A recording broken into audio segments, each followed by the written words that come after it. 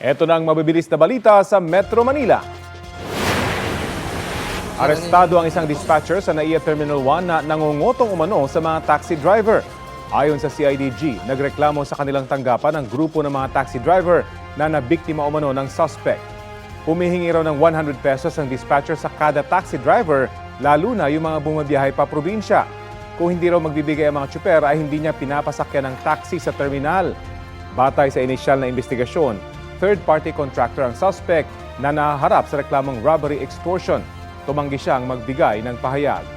Nakikipag-ugnay na ang CIDG sa pamunuan ng MIA.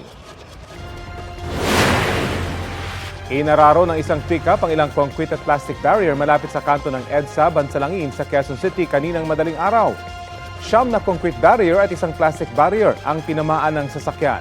Sugatan ang lalaking driver na umaming nakainom. Galing daw siya sa Caloocan at pauwi na sa Fairview nang mangyari ang aksidente. Dahil dyan, 2 lane ang pansamantalang hindi nadaanan ng mga motorista kanina. Kapuso, alamin ang maiinit na balita. Bisitahin at mag-subscribe sa GMA Integrated News sa YouTube. Sa mga kapuso abroad, samahan nyo kami sa GMA Pinoy TV at sa www.gmanews.tv.